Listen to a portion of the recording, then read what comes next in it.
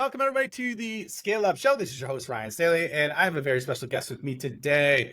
I have Alfredo Ramirez. Alfredo is the CEO of Vyopta, which is a global leader in collaboration intelligence. He's helped over 40 million. That's a lot. That's a lot of collaboration. Collaborate better through automation, monitoring, and actionable insights. Has done a lot too, in terms of like the Forbes Technology Council. Is also, basically a board member for the Texas Innovation Center over at U of T Austin. So, Alfredo, welcome. Happy to have you on the show, man. Hello, and it's a great pleasure to join you. Yeah, and I'm excited, man. I know we were talking a little bit about some of the AI things that you're doing within your business, before we even hit the record button. But before we get too deep into that, I want to do a real quick revenue rundown around you and your organization, kind of where you're at in the stage of the journey. So where are you guys at in the revenue journey? So we're a growth stage company. We're the growth stage, and we're just under 20 million annual recurring revenue. Okay. And we actually originally started the business back in 2007. So maybe just give you a little background as well. Yeah, we love give that. you some context because yes, we are a B2B SaaS company that really enables organizations to make hybrid work effective. We started with a focus around collaborative work initially, as organizations are trying to get their people back to the office or at least implement hybrid work. Around collaboration specifically, there are over 100 million meetings a day, and over 1 billion information workers are joining these meetings using a variety of devices: smartphones, laptops, meeting room systems, and possibly AR, VR headsets as examples. And as a result, 1 in 5 meetings have some kind of user experience issue caused by technology, space environmentals, or user behavior engagement.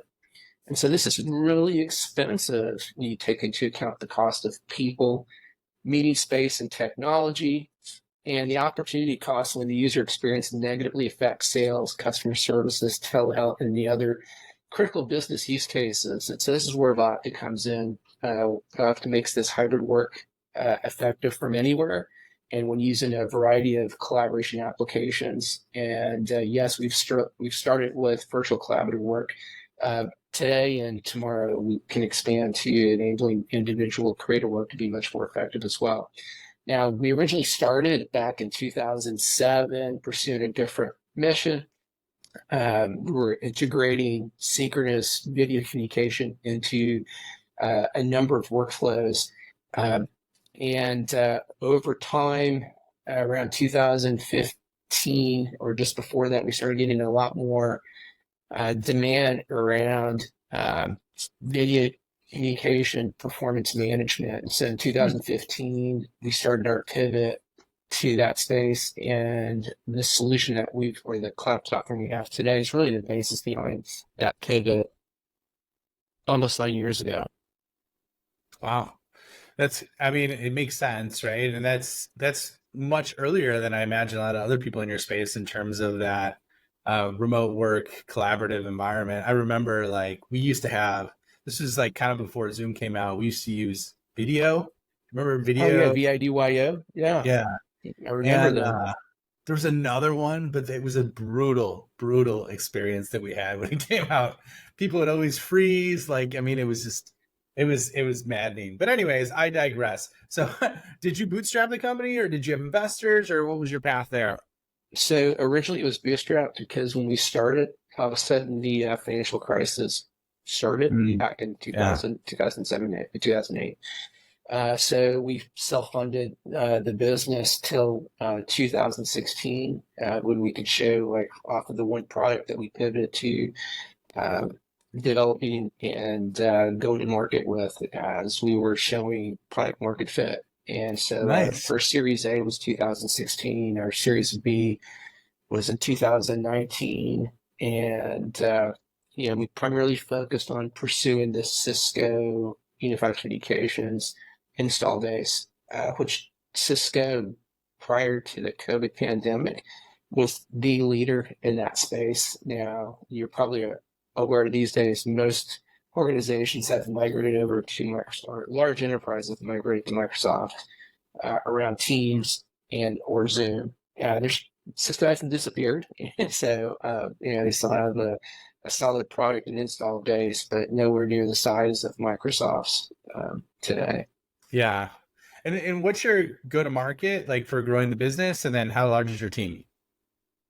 So we're just under 50 people, and our go-to-market, our ideal customer profile is large enterprises. In fact, we've got close to a couple hundred large enterprise customers today, of the likes of Visa, NVIDIA, to Nice. large government agencies like the U.S. Veterans Affairs, the U.S. Army, and large enterprises even in other markets in Europe that include AstraZeneca, BASF, and so forth. So, Love that, man.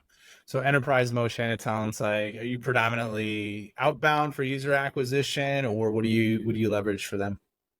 yes, we do get inbound. Traditionally, it was through partners, but we're getting much more inbound these days. Love it. Yeah. And but we still work with, I mean, large enterprises still have companies that have procurement contracts in place, and we try to leverage those organizations to streamline and facilitate the purchase of a Vyopta subscription, so we don't have to go through or investing in 2 or more months of trying to negotiate and wrangle a MSA. All right. Sounds good, man. Makes sense. It makes sense. I remember those long negotiation days as well. So let's shift gears a little bit and talk about AI. Because I know you're having some interesting use cases within your product and within your company and how you're using it internally. And I was literally just a guest on someone else's podcast, and he was talking about the internal use cases that he had for it. So would love to hear yours and understand like how you're using it internally, what departments, and like what are your favorite use cases that you're leveraging for?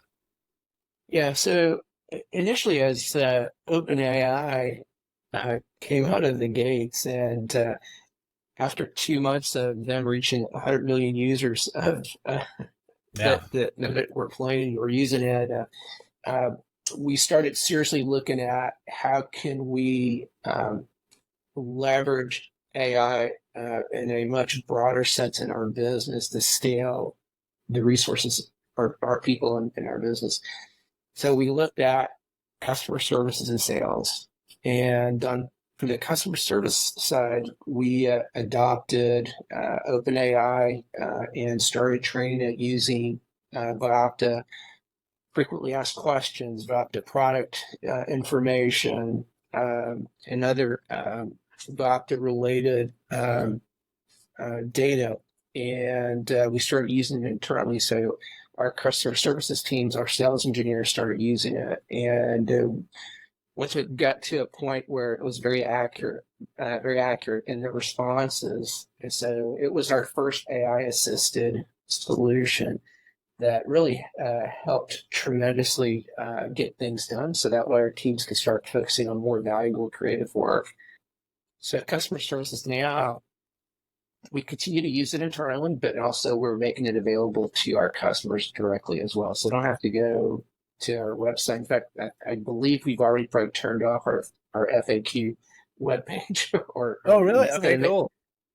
We may still have it out there, but the goal is not to even use it any longer, or customers don't have to worry about documentation, as you probably can. I think most people just don't like reading any longer. They just want to instantaneously get to an answer. So this has turned out to be very, very valuable. Well, and then from a makes sense. No, it makes sense. Keep going, man. So, and then we're going to be leveraging that same capability within our product suite in the cloud that our customers use in order to help them, further accelerate time to value and improve that user experience with Vyopta, as well as the technology assets that they've invested in, so they get the most out of those investments as well, especially around hybrid work specifically is what we're going after. And then on the sales front, we have started using AI to record meetings to create the documentation. As you can appreciate, most people aren't good note takers, but in reality, when you're in a meeting with someone, whether it's a one-on-one or a one and many, you want really the people to be focused on the topic and not worried about taking notes because you're going to miss. It doesn't matter how good you are, and note taker, you're going to miss something. So rather than having another person focused on taking notes, we now are much more efficient uh, in leveraging at least it's a core capability for our sales team, I'd say today. So that way it helps us have one-on-ones with our teams. We get that information into Salesforce. It better supports the stage of where an opportunity's at.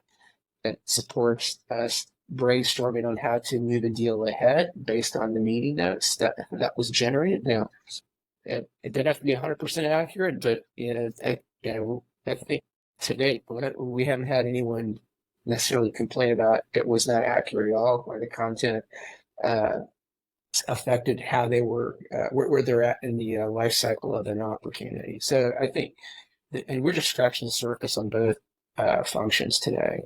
Yeah. Could be so much more, lead scoring to, I believe just before we get on this, you were talking about even doing support other use cases around research. And some of our guys are already, or some of our team members are already starting to do that as well on their own without us actually requiring that. That's good, man. I love that you're embracing that because like it's interesting. Most people are going for, which makes sense, the low hanging fruit, like the note taking or the 70, I think 72% of activities are non-selling activities. I'm of the belief just from having a prompt library, you could literally cut out or free up 10 hours per seller per week, at least, right? If you leverage it the right way. And if you do that, you can effectively double the time that they actually have to sell, right? While at the same time, if you leverage the strategic engine component, right? Because there's like a lot of really good strategic thinking and acumen acceleration I've seen so that, someone who, and this is what scared the hell out of me. I don't think I ever told you this, but this is right when ChatGPT came out. And I'm like, all right, I'm going to test this on something that I know to be true, right? Like this is something that I know to be true based on like 10,000 hours of C-level meetings. And it got like 95% of the way there with like 2 questions, right? And so if you could tap into that, it becomes so rich and so powerful from that skill acceleration and acquisition perspective too. What do you think about that? No, I mean, there's so many applications of using generative AI today. So we're excited about how we can continue to scale our internal resources. I mean, the goal I say is if you don't have to hire someone to do the same level of work, let's leverage AI in that case. We're having to make our people even better, stronger, and deliver way more value for our customers, whether it's on the sales side and helping to, present and demonstrate value that we could offer to the customer service side that truly deliver on that value on a much faster timeline than ever before. And without having to hire a ton of people. And so, as you can appreciate in technology today, it's really hard to find good people. So, AI I think, is going to help in so many different ways. And so, automating tasks is probably the low-hanging fruit that we could pursue today. From chatbot services to note taking, helping with research. Feeding the data to help, provide, what is emails, can generate for you to message, generating content that can be leveraged on the sales and marketing front as well. Well, let me ask you about that. So how about as a CEO, like how do you leverage it and do you leverage it for strategic thinking or CEO use cases? Like what would you say to that? So I do use it. In fact, I use a combination of Chat GPT and Gemini. So, and we have migrated from Google Workspace to Microsoft 365 a couple of years ago.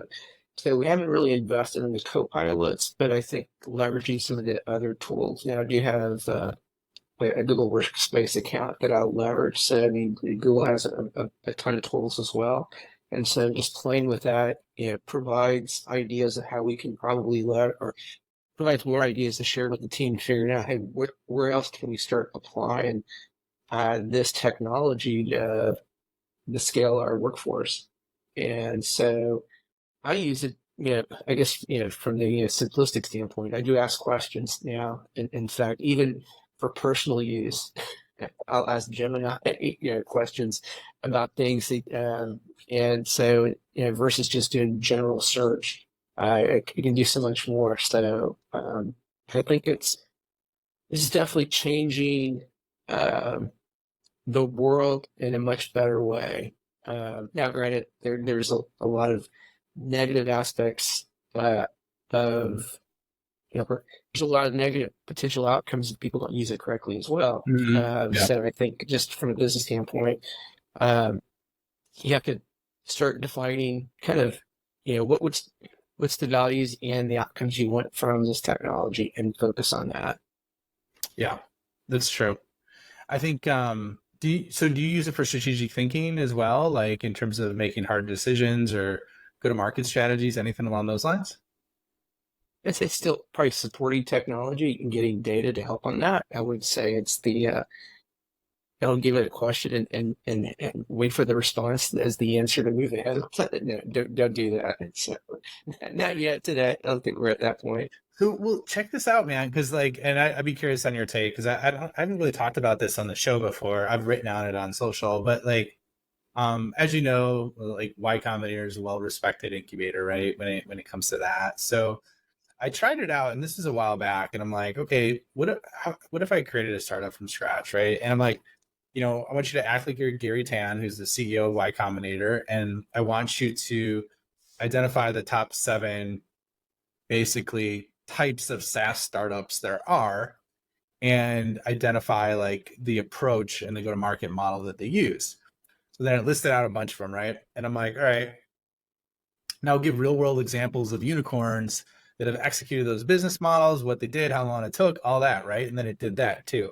And this was like 9 months ago, right? So then the next thing, and this is where I thought it got really interesting, is like I said, okay, assume that my strengths and my background as a founder are this, and this. I want you to identify now what would be the best type of startup and go-to-market model that supports my strengths, and assume that my disc profile is this, and on the Strengths Finder, these are my top areas, and I go rate that for each one. And so basically it identified what would probably be a good startup for me to do. And then it also said, what's the ideal type of founder for the other ones as well. Right. Which was pretty impressive from that perspective. And I know you're a little more advanced than that, right? Because you've done multiple startups, but that was something I thought was interesting. Yeah. I mean, like I said, at the end of the day, depends what kind of startup you're looking at starting up. If you're looking at starting a highly disruptive new business and model, the large language models or generative, it's not, it may not give you the answer because it doesn't know. It hasn't had that data to feed into it. So you can get the how to, and let's say the patterns of how to and what to do. Is that going to be the silver bullet for the next Google? I don't believe so. Yeah. But you could still have maybe a successful startup. Yeah, I guess it could take define success as well. It's true, man. That's good perspective because there's a lot of older data in some of those models that isn't totally factoring in, right? So speaking of that, like from your perspective, I know you're on the board at University of Texas, and you're on the Forbes Technology Council. Like in light of everything that's happening right now, if you were to create a startup today, what would you focus on? What would that look like, and how would you approach it? Let's assume that you're building it around AI.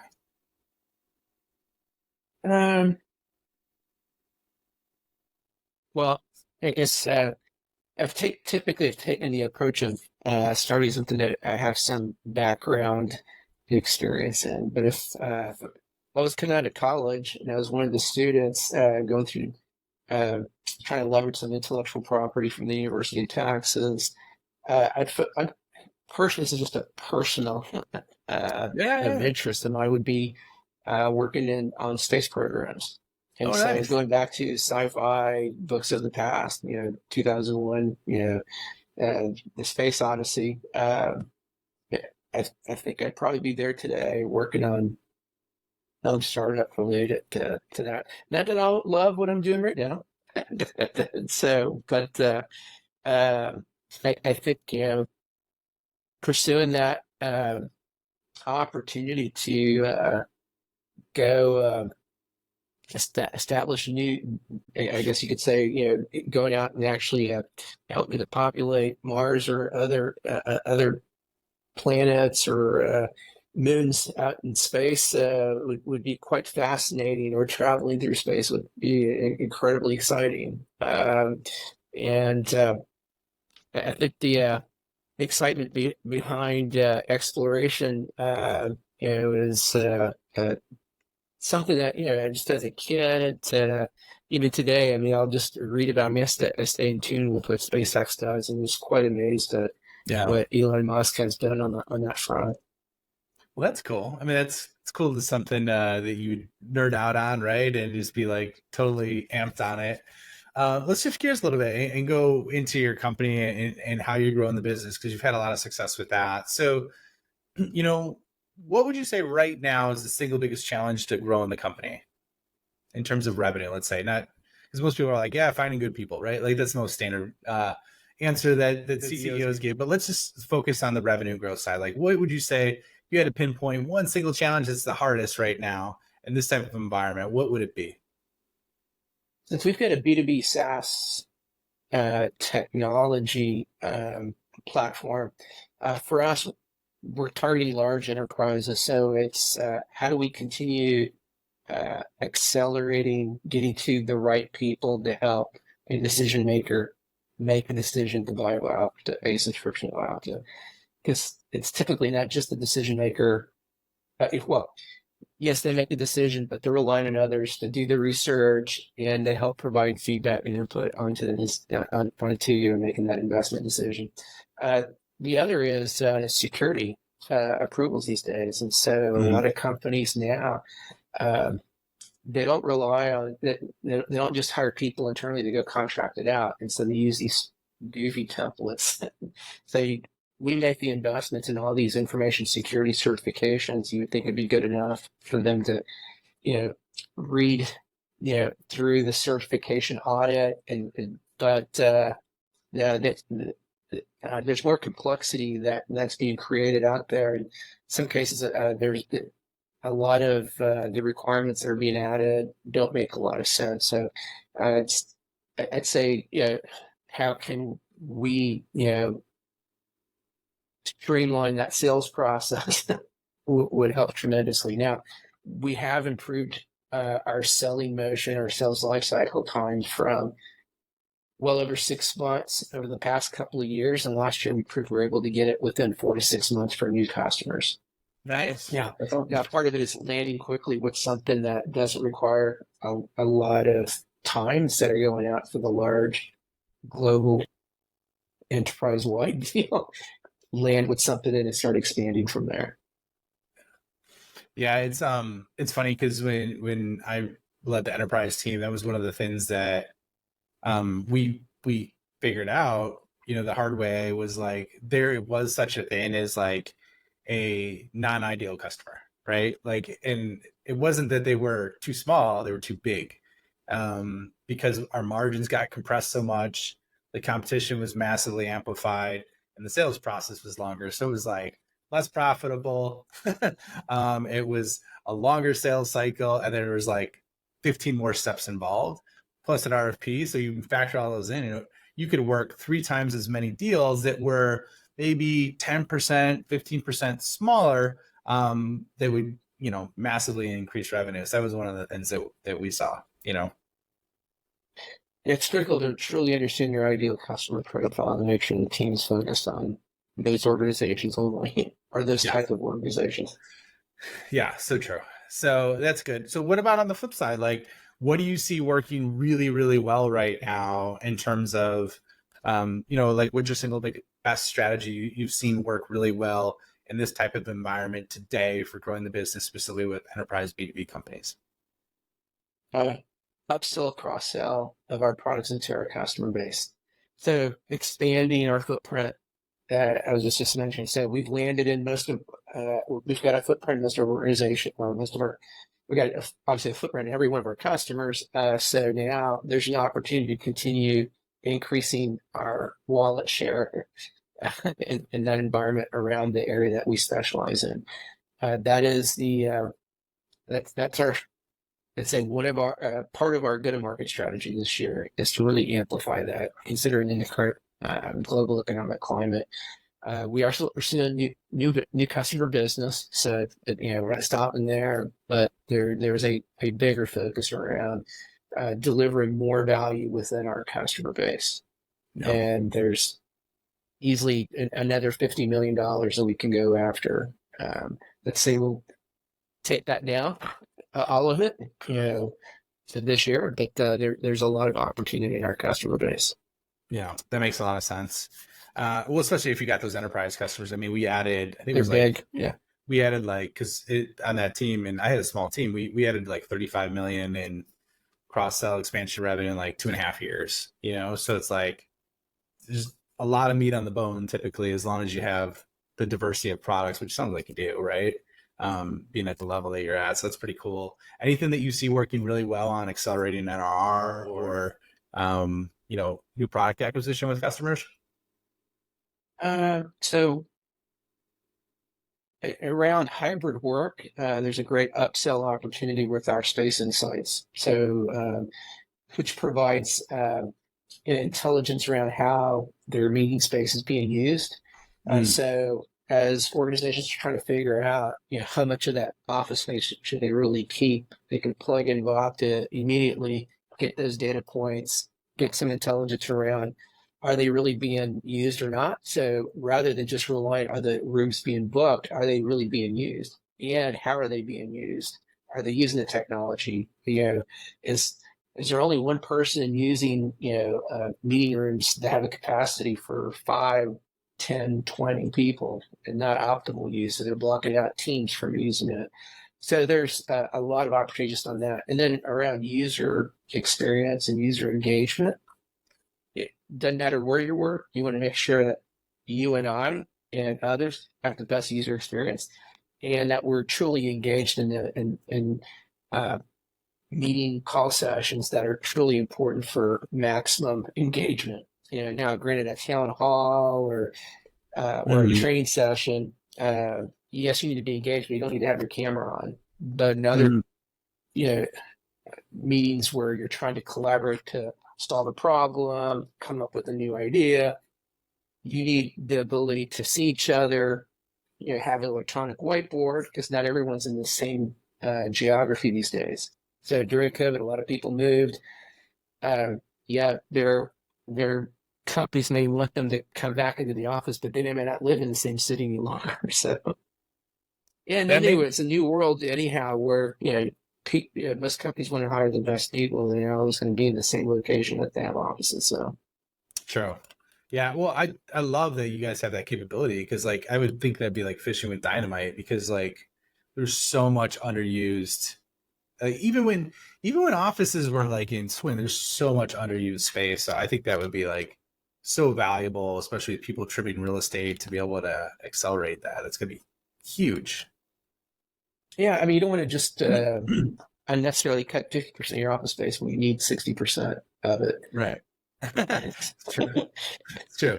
Very true. Very true. So, well, Alfredo, unfortunately, we're up on time. Where can people find you? Where can they find out more about Vyopta? And then we'll wrap things up. Yeah, so Vyopta, go to our website, vyopta.com. We have experts around optimizing hybrid work that you can reach out to from our website, or to schedule time to learn more about us as well.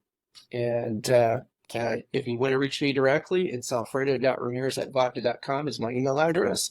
And you can also look me up on LinkedIn. Happy to connect and communicate via LinkedIn as well, or X as well. Awesome. Well, thanks for being on, Alfredo. This is a lot of fun. All right, same here. Thank you, All Ryan. right. And I will see you on the next episode.